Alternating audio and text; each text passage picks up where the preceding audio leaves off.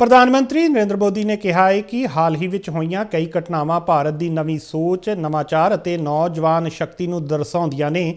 ਮਨ ਕੀ ਬਾਤ ਪ੍ਰੋਗਰਾਮ ਵਿੱਚ ਬੋਲਦਿਆਂ ਪੀਐਮ ਮੋਦੀ ਨੇ ਕਿਹਾ ਕਿ ਭਾਰਤ ਨੇ 35 ਕਰੋੜ 7 ਲੱਖ ਟਨ ਅਨਾਜ ਉਤਪਾਦਨ ਨਾਲ ਇਤਿਹਾਸਕ ਰਿਕਾਰਡ ਕਾਇਮ ਕੀਤਾ ਹੈ, ਜਿਹੜਾ ਖੇਤੀਬਾੜੀ ਖੇਤਰ ਵਿੱਚ ਵੱਡੀ ਪ੍ਰਾਪਤੀ ਹੈ।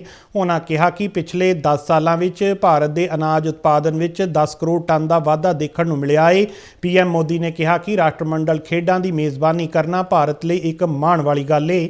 ਉਹਨਾਂ ਖੇਡਾਂ ਦੇ ਖੇਤਰ ਵਿੱਚ ਇਸ ਮਹੀਨੇ ਮਹਿਲਾਵਾਂ ਵੱਲੋਂ ਕੀਤੇ ਗਏ ਸ਼ਲਾਘਾਯੋਗ ਪ੍ਰਦਰਸ਼ਨ ਦਾ ਵੀ ਖੁੱਲ੍ਹ ਕੇ ਜ਼ਿਕਰ ਕੀਤਾ। ਪੀਐਮ ਮੋਦੀ ਨੇ ਕਿਹਾ ਕਿ ਦੁਨੀਆ ਭਰ ਦੇ ਲੋਕ ਬ੍ਰਹਮ ਗ੍ਰੰਥ ਭਗਵਤ ਗੀਤਾ ਤੋਂ ਪ੍ਰੇਰਿਤ ਹੋ ਰਹੇ ਨੇ। ਉਹਨਾਂ ਕੁਰੂਕਸ਼ੇਤਰ ਵਿੱਚ ਬਣੇ ਅਨੁਭਵ ਕੇਂਦਰ ਨਾਲ ਜੁੜੇ ਆਪਣੇ ਤਜਰਬੇ ਵੀ ਸਾਂਝੇ ਕੀਤੇ। ਪੀਐਮ ਮੋਦੀ ਨੇ ਭਾਰਤ ਦੇ ਨੌਜਵਾਨਾਂ ਦੇ ਸਮਰਪਣ ਨੂੰ ਵਿਕਸਿਤ ਭਾਰਤ ਦੀ ਸਭ ਤੋਂ ਵੱਡੀ ਤਾਕਤ ਦੱਸਿਆ। ਪ੍ਰਧਾਨ ਮੰਤਰੀ ਨੇ ਨਵੰਬਰ ਵਿੱਚ ਹੋਏ ਪ੍ਰੇਰਨਾਦਾਇਕ ਵਿਕਾਸ ਤਹਿਤ ਵੰਦੇ ਮਾਤਰਮ ਦੀ 150ਵੀਂ ਵਰ੍ਹੇਗੰਢ ਕੇਂਦਰੀ ਹਾਲ ਵਿੱਚ ਸੰਵਿਧਾਨ ਦਿਵਸ ਸਮਾਗਮ ਅਤੇ ਅਯੋਧਿਆ ਵਿੱਚ ਰਾਮ ਮੰਦਰ ਸਿਖਰ ਤੇ ਧਰਮ ਧਵਜ ਲਹਿਰਾਉਣ ਦਾ ਜ਼ਿਕਰ ਕੀਤਾ।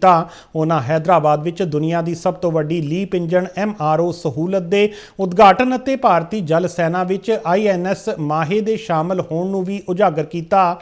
ਮਨ ਕੀ ਬਾਤ ਦੀ 128ਵੀਂ ਕੜੀ ਦੌਰਾਨ ਉਹਨਾਂ ਇਸਰੋ ਵੱਲੋਂ ਕਰਵਾਈ ਗਈ ਡਰੋਨ ਪ੍ਰਤੀਯੋਗਤਾ ਦੀ ਇੱਕ ਸੋਸ਼ਲ ਮੀਡੀਆ ਵੀਡੀਓ ਦਾ ਵੀ ਜ਼ਿਕਰ ਕੀਤਾ। ਪ੍ਰਧਾਨ ਮੰਤਰੀ ਨਰਿੰਦਰ ਮੋਦੀ ਨੇ ਇੱਕ ਵਾਰ ਫਿਰ ਸਥਾਨਕ ਉਤਪਾਦਾਂ ਨੂੰ ਤਰਜੀਹ ਦੇਣ ਦੀ ਵਕਾਲਤ ਕਰਦਿਆਂ ਵੋਕਲ ਫਾਰ ਲੋਕਲ ਦਾ ਹੋਕਾ ਦਿੱਤਾ ਅਤੇ ਇਸ ਨੂੰ आत्म निर्भर भारत का आधार दस्या। क्षेत्र में भी देश ने बड़ी उपलब्धि हासिल की। भारत ने 357 मिलियन टन के खाद्यान्न उत्पादन के साथ एक ऐतिहासिक रिकॉर्ड बनाया है। 357 मिलियन टन 10 साल पहले की तुलना में भारत का खाद्यान्न उत्पादन 100 मिलियन टन और बढ़ गया है। खेलों की दुनिया में भी भारत का परचम लहराया है। कुछ दिन पहले ही भारत को कॉमनवेल्थ खेलों की मेजबानी का भी ऐलान हुआ। ये उपलब्धियां देश की है, देशवासियों की है और मन की बात देश के लोगों की ऐसी उपलब्धियों को, लोगों के सामूहिक प्रयासों को जन सामान्य के सामने लाने का एक बेहतरीन मंच है।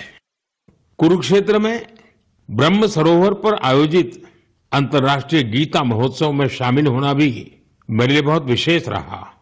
मैं ये देखकर बहुत प्रभावित हुआ कि कैसे दुनिया भर के लोग दिव्य ग्रंथ गीता से प्रेरित हो रहे हैं। इस महोत्सव में यूरोप और सेंट्रल एशिया सहित विश्व के कई देशों के लोगों की भागीदारी रही।